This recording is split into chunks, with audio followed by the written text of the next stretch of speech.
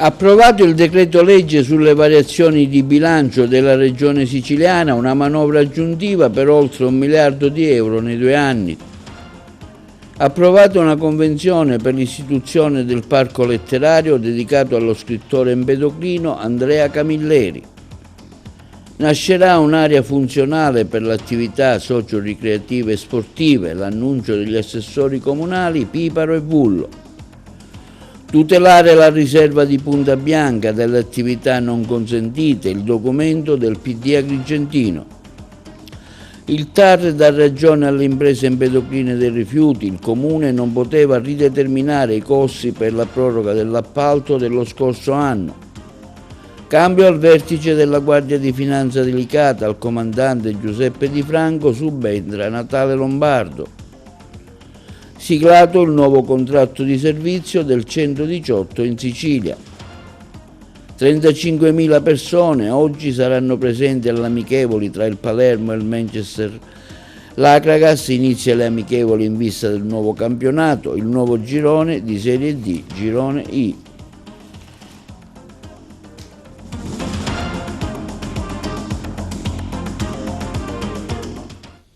Buongiorno, benvenuti col nuovo appuntamento di oggi sabato 9 agosto. Approvato il disegno di legge per le variazioni di bilancio.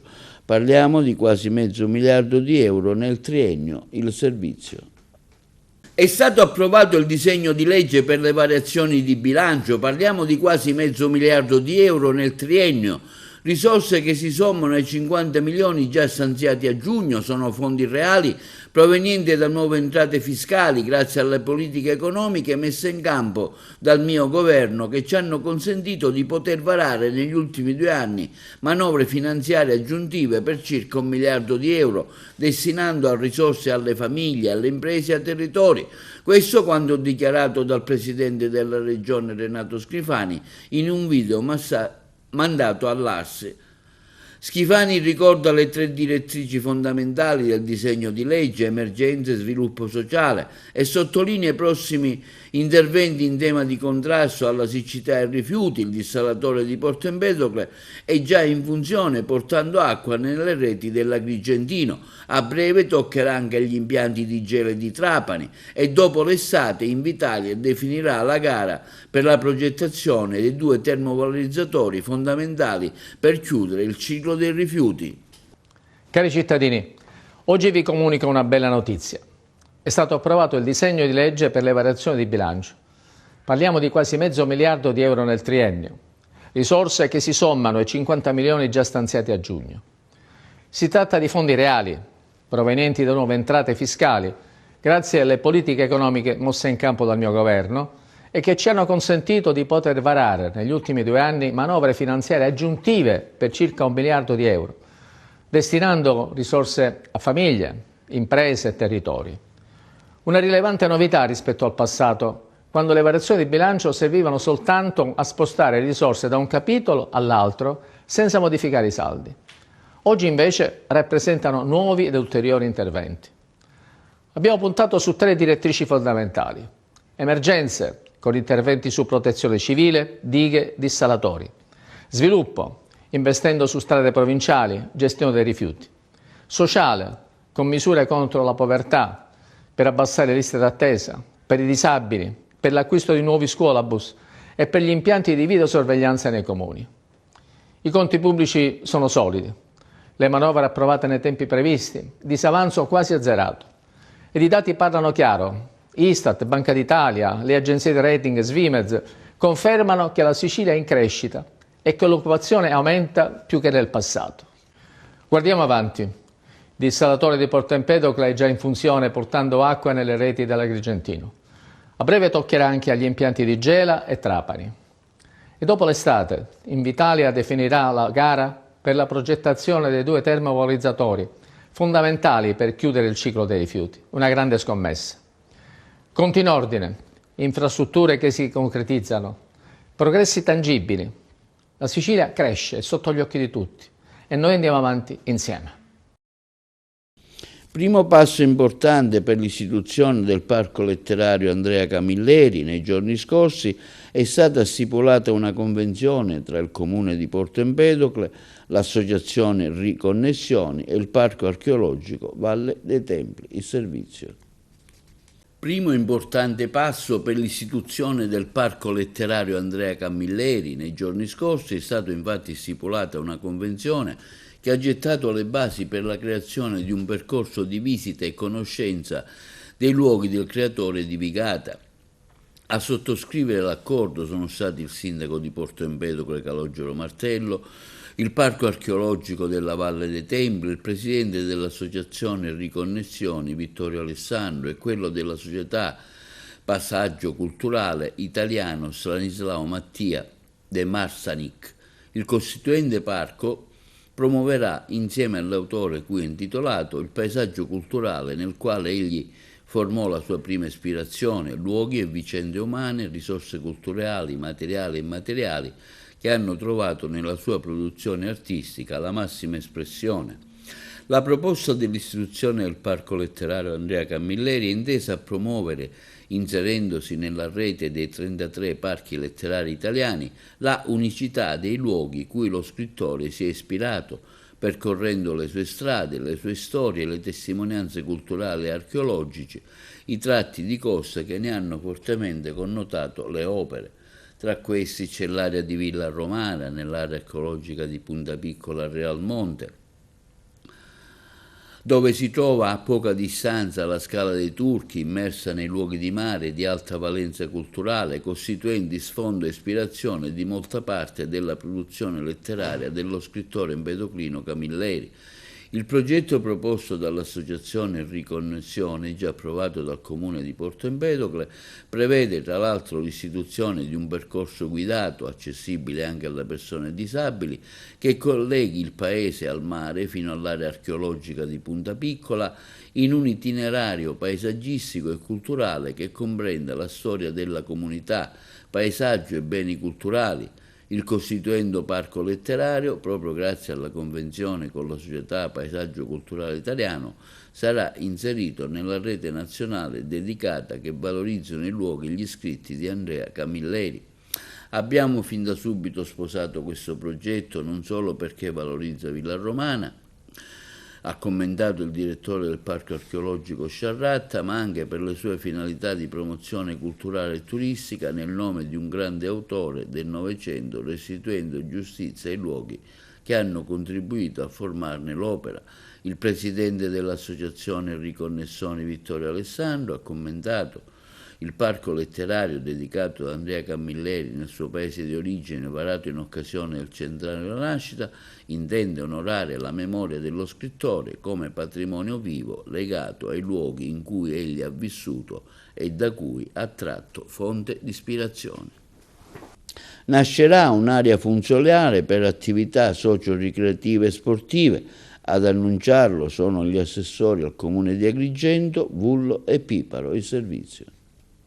Nascerà un'area funzionale per le attività socio-ricreative e sportive, l'annuncio fatto dagli assessori al comune di Agrigento, Bullo e Piparo. Playground modulari, inclusivi e riconoscibili con l'integrazione di diverse aree funzionali per lo svolgimento di attività sportive verranno creati nella frazione di Monserrato grazie al progetto Sport Illumina, un'iniziativa promossa dal Ministro per lo Sport e i Giovani tramite il Dipartimento per lo Sport, ideata da Sport e Salute SpA, che ne curerà la progettazione e la realizzazione. Il Comune di Agrigento è stato ammesso al contributo previsto dall'avviso pubblico a seguito dell'atto di indirizzo politico congiunto tra l'assessore ai quartieri Marco Vullo e l'assessore allo sport Gerlando Piparo, i quali esprimono una grande soddisfazione per l'obiettivo raggiunto. L'iter prevederà un ultimo passaggio approvato dalla Giunta, con il quale si dà mandato al Sindaco di sottoscrivere l'accordo di collaborazione per la realizzazione e la gestione del playground presso l'area individuata, che è quella di Viale Monserrato, adiacente alla scuola Quasimodo Plesso Fava. Un plauso di ringraziamento ai competenti uffici comunali coordinati dal dirigente Alberto Avenia per aver espletato con puntualità ed efficienza gli adempimenti amministrativi previsti nell'avviso, affermano gli assessori Pullo e Piparo, che ci hanno permesso di partecipare ed aggiudicarci il finanziamento. Questo risultato è la plastica situazione che certifica quanto sia importante che l'organo politico e l'apparato burocratico lavorano insieme in sinergia. A giovarsene saranno la nostra comunità, in questo caso quella di Monserrato, ma non solo, evidenziano gli assessori comunali Pullo e Piparo. Potrà godere di una struttura che offrirà spazi di sano divertimento, svago, aggregazione sociale nel segno della cultura sportiva. Non possiamo che sottolineare la bontà e l'efficacia di questo progetto, concludono i due assessori di Palazzo dei Giganti Pullo e Piparo, in cui si intrecciano i valori della promozione umana con quelli della valorizzazione ambientale.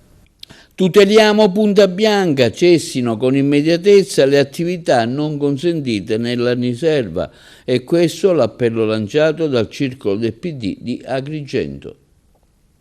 Tra i luoghi iconici della costa agrigentina, dopo la celeberrima Scala dei Turchi, c'è quella della zona di Punta Bianca Montegrande, con la sua collina di marna bianca. La sottostante casa diroccata dei doganieri e le sue spiagge costituisce uno degli elementi più belli e caratterizzanti del paesaggio del nostro litorale, preservata da pesanti interventi edilizi privati che in passato avrebbero potuto snaturarne l'ambiente. Dal 28 giugno 2022 è un territorio tutelato tramite l'istituzione da parte della Regione siciliana di una riserva naturale orientata. Il governo regionale, però, a distanza di 3 anni dal decreto di costituzione della riserva, non ha ancora provveduto all'affidamento di un ente gestore che si possa occupare della vigilanza e della tutela del sito. Come in tutte le riserve naturali, anche a Punta Bianca vige il divieto di interventi edilizi e di esercizi di attività commerciali che non siano compatibili con le finalità della riserva. Purtroppo, come spesso si ripete dalle nostre parti, anche nelle aree vincolate avviene che all'interno dell'area protetta di Punta Bianca spunti puntualmente a ogni estate da diversi anni un bar-ristorante pub, il Paradiso, che svolge l'attività di non consentire delle chiare e severe norme di tutela normativa regionale in materia. Naturalmente è storia vecchia, le autorità preposte al controllo del territorio, in primis la Polizia Municipale, sono distratte e poco propense a intervenire se non dopo continue e reiterate segnalazioni. È una storia triste, quella delle aggressioni al territorio nelle zone vincolate, dalla Valle dei Templi alla Scala dei Turchi e ora anche Punta Bianca, passando per la recente distruzione della Villa del Sole. E quanto afferma in un comunicato stampa il Partito Democratico di Agrigento, che afferma come anche nell'anno in cui è stata insignita Capitale Italiana della Cultura con un progetto che fa perno proprio sulla difesa della natura e sullo sviluppo sostenibile, fatica a superare quel marchio di disdoro che la vuole simbolo dell'abusivismo e di disordine urbanistico. È ora volta di voltare pagina. La tutela della legalità, secondo quanto affermato dal Partito Democratico di Agrigento, e la difesa del nostro territorio sono due capisaldi su cui costruire l'unica possibilità di sviluppo della nostra città. Il sindaco si svegli dal suo letargo, la polizia urbana non ignori le illegalità grossolane che sono sotto gli occhi di tutti, la sovrintendenza riconsideri l'autorizzazione rilasciata in modo inappropriato, la procura sia più occhiuta e celere nell'accertare la responsabilità. Per il Partito Democratico è importante tutelare Punta Bianca, cessino con immediatezza le attività da non consentire assolutamente nella riserva. Il Comune di Agrigento, a firma del dirigente del territorio ambiente di Palazzo dei Giganti, Alberto Avenia, ha emesso l'ordinanza di demolizione con il ripristino dello stato dei luoghi del traliccio metallico alto 24 metri collocato all'interno della stazione ferroviaria di Agrigento Centrale che si affaccia su via Crona. Rete Ferroviaria Italiana nel giro di 30 giorni dovrà rimuovere la struttura, una decisione che è arrivata dopo il sopralluogo del personale del Servizio Vigilanza Edilizia e del Nucleo Tutela Urbanistica della Polizia Locale. Fatte le verifiche è stato chiesto un riscontro alla sovrintendenza che ha confermato di non avere rilasciato alcuna autorizzazione per le opere. Il dirigente comunale quindi ha deciso di firmare l'ordinanza di demolizione e il ripristino dei luoghi, informando la sovrintendenza, l'ARPA Sicilia, il Genio Civile, la Regione Siciliana, il Ministero delle Imprese e l'Agenzia per la Sicurezza Ferroviaria, Reti Ferroviarie Italiane. Contro l'ordinanza del Comune di Agrigento potrà esercitare il ricorso al TAR Sicilia entro 60 giorni o al Presidente della Regione entro 120 giorni. Il Tribunale Amministrativo Regionale per la Sicilia di Palermo ha accolto il ricorso presentato dal raggruppamento temporaneo di imprese ISEDA, Ecoin, ICOS contro il Comune di Porto Empedocle per il provvedimento dello scorso anno con cui aveva deciso di rideterminare i costi industriali riconoscibili nell'appalto dei rifiuti prorogato dallo stesso Comune. Il nostro servizio. Il Tribunale Amministrativo Regionale per la Sicilia Palermo, sezione seconda, ha accolto il ricorso presentato dalle aziende ISEDA, Ecoin, ICOS contro il Comune di Porto Empedocle per il provvedimento dell'anno scorso con cui aveva deciso di rideterminare i costi industriali riconoscibili nell'appalto dei rifiuti prorogato dallo stesso Comune. Il raggruppamento temporaneo di imprese con la capogruppo ISEDA, con il patrocinio degli avvocati Calogero Noto Millefiori e Giuseppe Angelo Rizzo, ha impugnato vari provvedimenti del Comune empedoclino, tra cui la determina del 20 giugno 2024 che ha ridotto il corrispettivo contrattuale di 410.000 euro per costi ritenuti non sostenibili e le successive proroghe tecniche del servizio fino al 31 dicembre 2025, chiedendone l'annullamento. Il TAR, dopo aver effettuato la propria giurisdizione sulla controversia, ha accolto il ricorso introduttivo delle imprese e i motivi aggiunti, ritenendo illegittimi i provvedimenti impugnati per violazione del principio di retroattività degli atti amministrativi, violazione delle norme che regolano le proroghe tecniche.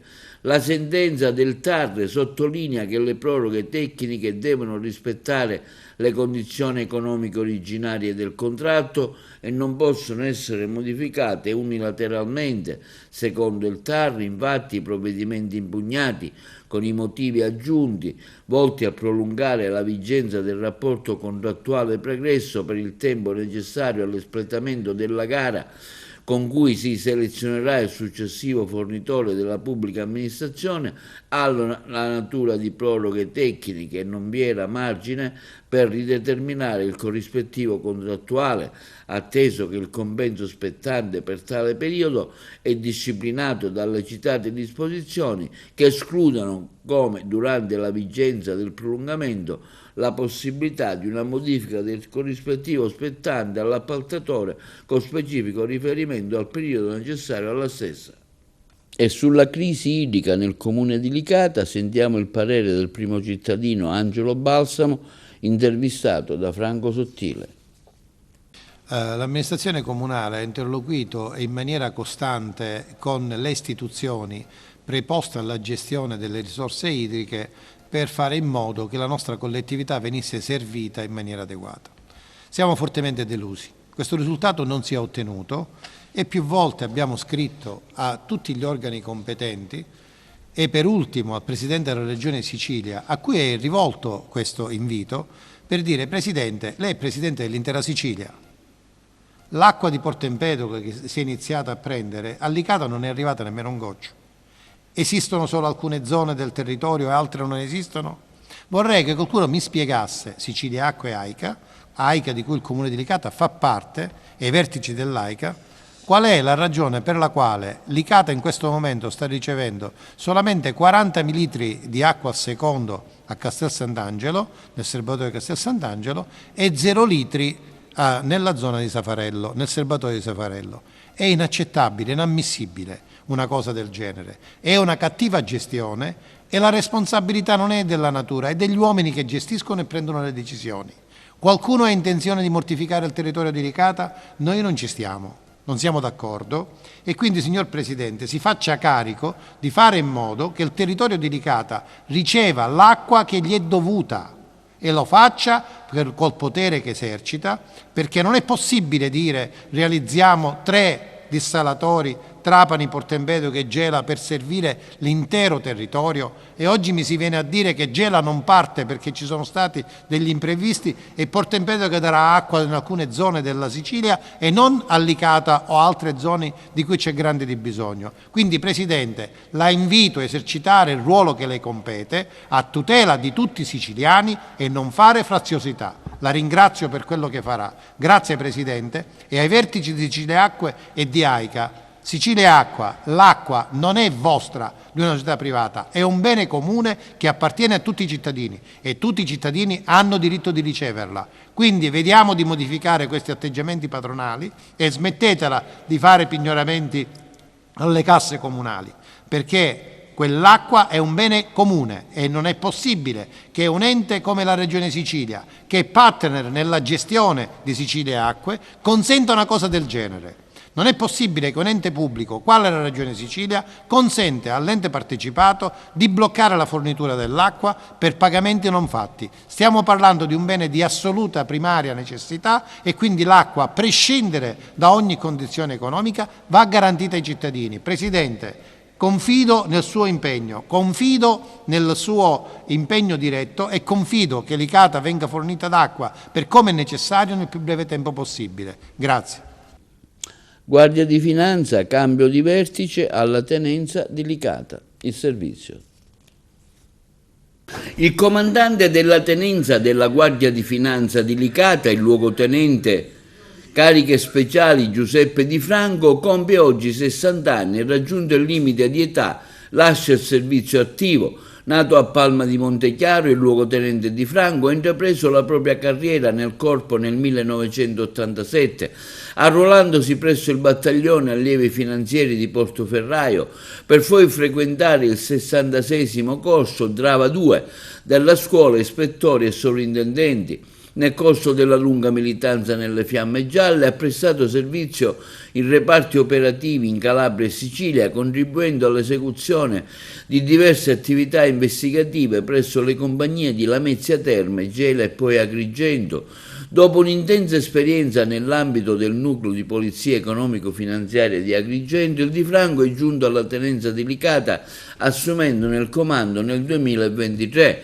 A lui il comandante provinciale di Agrigento, Gabriele Baronne, e i colleghi dei reparti insistenti nella provincia formulano l'augurio di un buon compleanno e di ogni soddisfazione per il futuro, esprimendo sincera gratitudine e riconoscenza per l'impegno e la dedizione dimostrati nel corso dell'intero periodo di servizio nel corpo della Guardia di Finanza.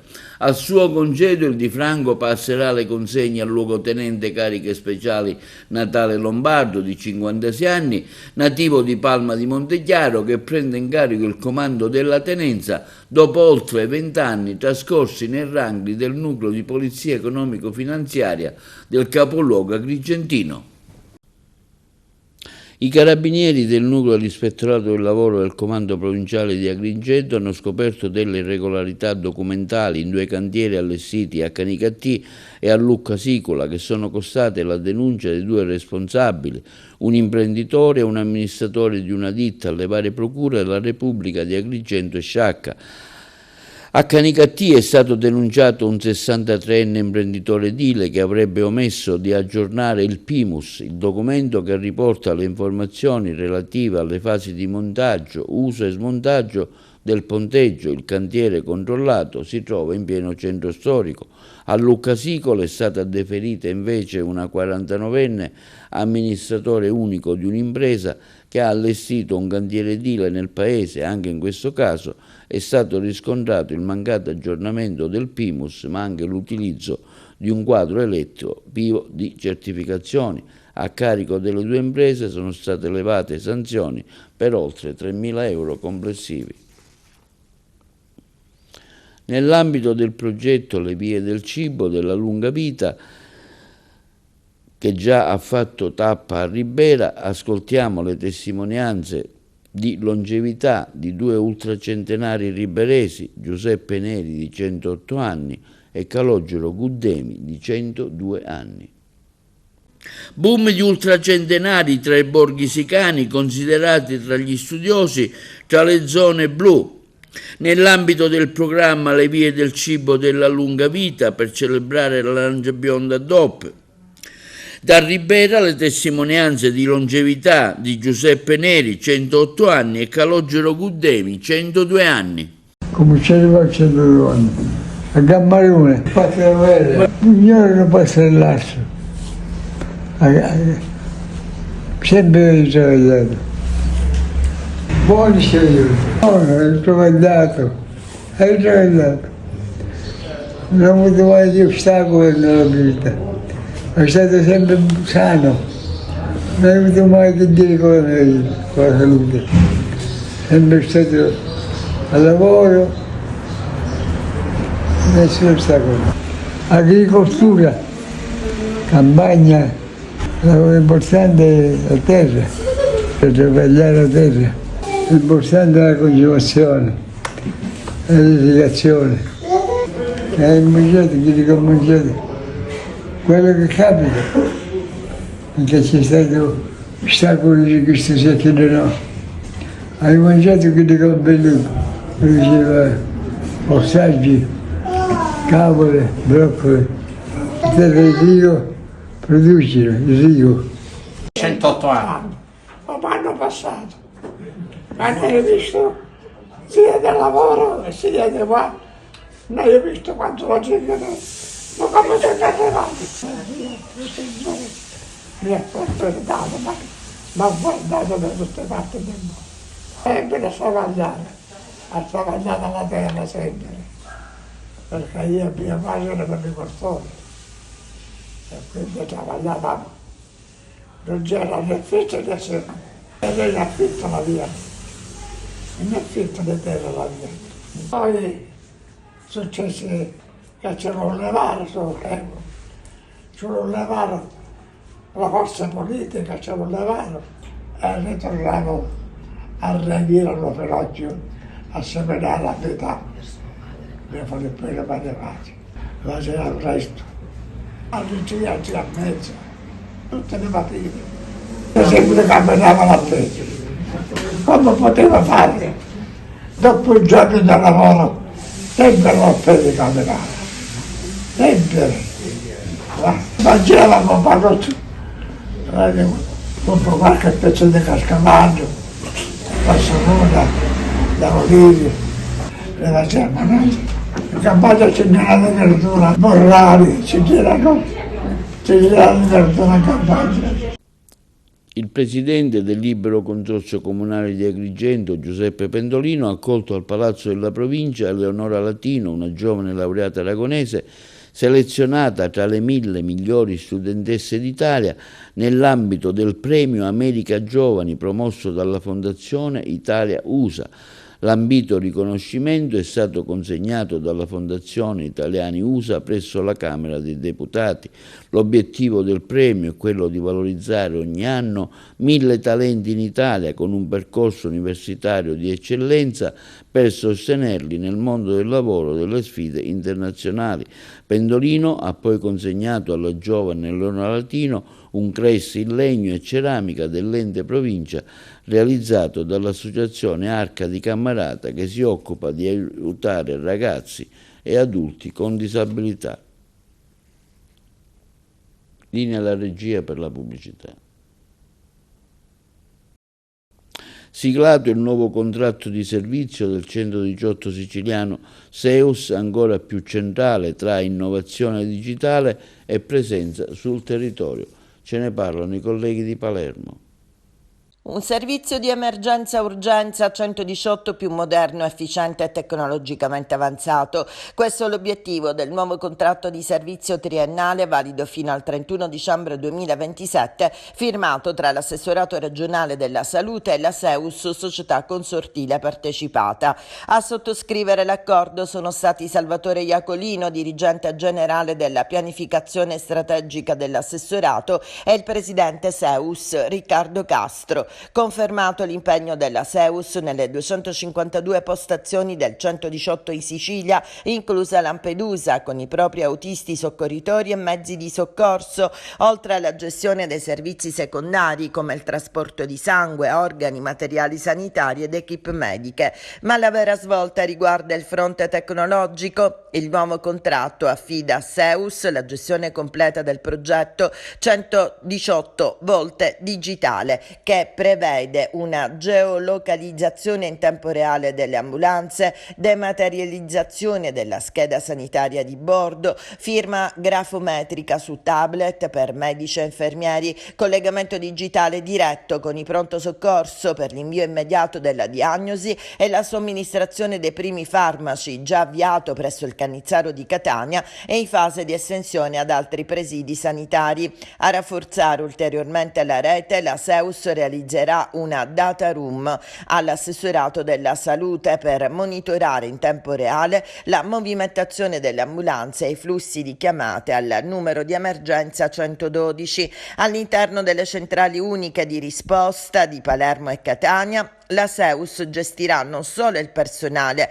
ma anche tutta l'infrastruttura tecnica e informatica. Inoltre, nelle 4 centrali operative 118 sono già pronte le automediche Jolly multifunzione con personale Seus pronto a intervenire in casi critici indicati dai direttori delle centrali. Nel nuovo contratto di servizio la Seus è valorizzata ancora di più e questo ci rende orgogliosi, ha dichiarato il presidente Castro. È fondamentale la sinergia con l'assessorato della salute guidato da Daniela Faraoni, con la pianificazione strategica diretta da Salvatore Iacolino, con il servizio 6 coordinato da Lia Murè e con tutte le componenti del sistema di emergenza urgenza siciliano. Il futuro del 118 in Sicilia sarà sempre più connesso, digitale e vicino ai cittadini. Infine, in caso di maxi emergenza, la Seus sarà pronta a intervenire con un modulo sanitario mobile progettato nei mesi scorsi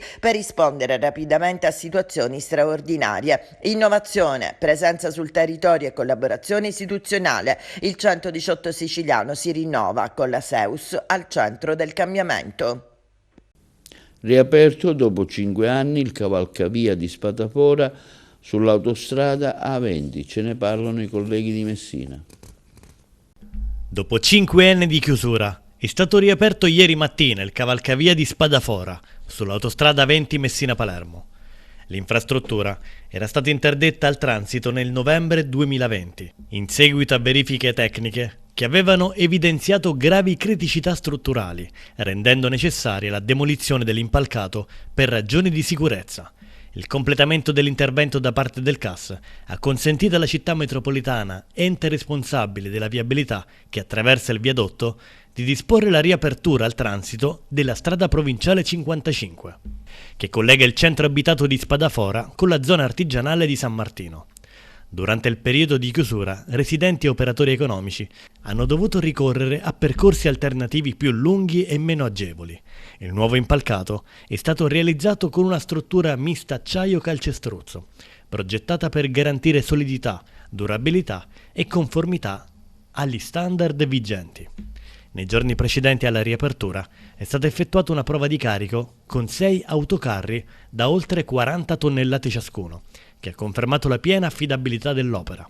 Alla cerimonia di riapertura erano presenti l'assessore regionale alle infrastrutture Alessandro Aricò, il sindaco di Spadafora Lillo Pistone, il direttore generale della città metropolitana di Messina Giuseppe Campagna, il presidente del consorzio Autostrade Siciliane Filippo Nasca, il direttore generale Calogero Franco Fazio, insieme ai tecnici e ai rappresentanti delle imprese coinvolte nei lavori. Il direttore generale Giuseppe Campagna, nel portare i saluti del sindaco metropolitano Federico Basile, assente perché impegnato nella riunione del Consiglio metropolitano, ha dichiarato: il ripristino della viabilità sul cavalcavia di Spadafora rappresenta un risultato concreto, frutto della collaborazione tra istituzioni e soggetti tecnici. È una giornata importante per questo territorio, che ritrova una connessione essenziale per la mobilità e per le attività economiche locali. Passiamo allo sport, è il giorno di Palermo-Manchester City, al Barbera si assegna l'Anglo Palermitan Trophy in un'atmosfera di spettacolo, luci e colori davanti a 35.000 spettatori. Ce ne parlano i colleghi di Palermo. Ci siamo, l'attesa per l'amichevole tra Palermo e Manchester City che assegnerà il primo trofeo Anglo Palermitan Trophy è finita. L'appuntamento è per stasera allo Stadio Barbera alle ore 21, preceduta dalle 19 da un incredibile spettacolo di luci, dalla presentazione della squadra e dall'esibizione della cantante e autrice Rose Villain davanti a 35.000 spettatori. Per il Palermo è il primo vero test probante davanti ai propri tifosi di questo straordinario precampionato. Il tecnico Inzaghi, pur considerando lo spessore tecnico dell'avversario, ci tiene ovviamente a far bella figura. La partita di domani non è che ho bisogno della partita di domani per capire la passione che c'è a Palermo. No, mi sono accorto da sempre quando ho giocato qui, quando c'è stata la mia presentazione. Domani sarà una grande giornata di calcio, di sport. Siamo molto onorati che il Manchester City sia qui a giocare nella nostra città. Penso che sia una partita di grande significato, emozione, di prestigio per la città di Palermo che si merita e noi speriamo di far bella figura. Chiaro che giochiamo contro dei marziani, ma io mi auguro che i miei giocatori facciano intravedere quello che mi hanno dato in questi giorni nel ritiro, dedizione, volontà, lotta su ogni palla. Poi chiaro, al di là dell'aspetto tecnico sappiamo contro chi giochiamo, ma noi dobbiamo cercare di fare una bella partita, dobbiamo cercare di ripagare tutto l'affetto immeritato che ci sta circondando, senza aver ancora fatto nulla, continuare ad alimentarlo e mi auguro insomma che già da domani si possa vedere una squadra che ha un'identità, che ha un significato, che lotta su ogni pallone, che incomincia a capire cosa vuol dire indossare questa maglia. La squadra inglese, arrivata ieri nel capoluogo siciliano, sente l'evento e l'occasione di giocare in uno stadio prestigioso come il Barbera. Ascoltiamo le parole al miele da parte dell'allenatore Pep Guardiola, intervenuto attraverso i canali ufficiali del Manchester City. Per fine domani è un amichevole che per Pippo andrà benissimo, per noi andrà benissimo pure. Per l'ultimo amichevole che l'abbiamo, noi abbiamo City Football Group una relazione più o meno adesso un po' più stretta che nel passato. Io personalmente venire all'Italia è sempre una gioia, ma per conoscere la realtà di Palermo, della Sicilia, deve venire a vivere o in vacanza fuori un po' lontana. Noi torniamo mattina, saremo per albergo, forse usciamo a fare qualche cosa, ma poi pomeriggio già preparare la partita, faremo notte qua, serata qua per mangiare, sempre un'opportunità continuare a mangiare bene e poi domenica ritorniamo a Inghilterra. L'Akragas SLP ha definito il programma delle amichevoli estive, tappe fondamentali per ricostruire la condizione fisica in vista dell'inizio della stagione. Si partirà domenica 10 agosto alle 17 allo Stadio Esseneto con un allenamento congiunto con il Football Club Vittoria ASD. Ce ne parla meglio il collega Carmelo Lentini. Sta per completarsi la prima settimana di lavoro del nuovo Akragas, targato Salvatore Laporta. Preparazione che si sta svolgendo allo Stadio Esseneto sotto un sole cocente, malgrado il campionato è in programma a partire dal prossimo mese di settembre. L'umore della rosa biancazzurra è abbastanza alto e i calciatori si stanno impegnando per raggiungere prima possibile la forma migliore. Per tenere in palla l'intero gruppo, il tecnico Sebi Catania ha programmato insieme allo staff tecnico e dirigenziale una serie di amichevoli. Si inizierà domani pomeriggio, domenica, allo Stadio Esseneto e sarà lavoro congiunto con il Vittoria di mister Giovanni Campanella, che militerà nel torneo di eccellenza Girone B. Una formazione ben assortita per disputare un campionato d'avanguardia. Il galoppo avrà inizio a partire dalle ore 17. Martedì 12 agosto, altra impegnativa sgambatura, questa volta con la San Cataldese, del riconfermato Orazio Pidatella, che si svolgerà questa volta allo stadio Valentino Mazzola, inizio alle ore 18. Ricordiamo che il Club Amaranto milita nel torneo di Serie D Girone I. Mercoledì 20 agosto si ritorna invece allo stadio Seneto e alle 17 ci sarà lavoro congiunto con i cugini dell'unità Sisciacca del nuovo tecnico Iacono, che milita in Eccellenza Girone A. Nei giorni scorsi la compagine saccense ha affrontato il Casteltermine imponendosi con il risultato di 5-0. Infine, domenica 24 agosto, allo stadio Marco Tomaselli di Caltanissetta, sgambatura con la forte ed attrezzata Nissa degli ex biancazzurri, il DC Giovanni Castronovo, il DS Ernesto Russello e il nuovo tecnico Lello di Napoli. Una sorta di Amarcord in attesa di tempi migliori, gara che con molta probabilità verrà disputata in notturna. Vediamo ora un servizio in merito al prossimo campionato di Serie D Girone I, curato sempre da Carmelo Lentini. Definita la composizione dei gironi del campionato di Serie D, Girone I e anche la compilazione del calendario, come si sa in questo Girone I alle 12 squadre formazioni isolane sono state aggiunte 4 calabresi, vale a dire Regina, San Biase, Vibonese e Vigor Lamezia e anche 2 campane, ossia Gelson e Savoia. In considerazione di quanto effettuato sinora in fase al calciomercato, si può senza dubbio affermare che la Nissa ha operato in maniera molto precisa e senza badare tanto alle spese, scegliendo il meglio dei calciatori disponibili per ogni reparto. Il presidente biancoscudato Luca Giovannone, dopo aver conquistato la Serie D, punta ad altri e più importanti traguardi.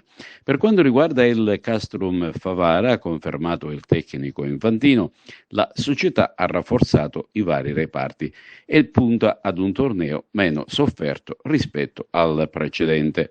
Ritornando alla Nissa, ha rafforzato la società con l'ingresso di alcuni elementi di provata esperienza, e tra i quali l'avvocato Giovanni Castronovo, che ricoprirà il ruolo di direttore generale, ha confermato Ernesto Russello nel ruolo di direttore sportivo e ha affidato la direzione tecnica della prima squadra all'ex allenatore dell'Acregas Lello di Napoli. L'obiettivo dichiarato della squadra nissena senza mezzi termini è il salto di categoria nei professionisti, ma bisogna fare i conti con la Regina in primis, ma anche con le altre 3 calabresi che vorranno dire la loro senza sottovalutare le chance che ha anche il blasonato Savoia. Per il resto non sembra ad esempio che tra le siciliane ci siano formazioni in grado di svolgere il ruolo di protagoniste, anche se il Paternò della nuova proprietà pare abbia quantomeno intenzioni molto bellicose, partendo con il cambio d'allenatore, ancora prima di cominciare, sostituendo Peppe Pagano con Karel Zeman. La Cireale, come sempre, è per blasone. Vorrebbe svolgere un ruolo importante, ma i desideri dei suoi tifosi non sembrano confortanti in questo senso. Insomma, siamo quasi al via con il turno preliminare di Coppa Italia, che incombe, e ricordiamo sarà il prossimo 24 agosto, per cui si aspetta il responso supremo del campo, giudice sicuramente unico di questo avvincente campionato di Serie D Girone I. Bene, vediamo ora un'ultima notizia arrivata in questo momento. L'amministrazione comunale di Agrigento, presieduta dal sindaco Miccichè, ha predisposto un programma delle iniziative organizzate in occasione proprio del prossimo Ferragosto. Giovedì 14 a San Leone dalle ore 22 in Piazzale Giglia si animerà con uno spettacolo all'insegna dell'intrattenimento, del ballo e della musica in una scaletta coinvolgente, selezione musicale a cura di 2 DJ locali con successi degli anni 70, 80 e 90 e le scuole di danza di Agrigento si esibiranno in stile caraibico. Infine sul palco brillerà la stella agrigentina musicale Loredana Errore, una serata all'insegna di artisti e talenti del territorio. E questo è tutto per l'edizione di oggi di TV Notizie. Vi ricordiamo che i nostri programmi si possono vedere in tutta Italia sul canale 268 del digitale terrestre per le smart TV, in streaming sul sito www.televideoagrigento.tv e i nostri servizi si possono visionare sul canale YouTube di TVA, compreso questa edizione del telegiornale. E questo è tutto e vi auguriamo un buon fine settimana.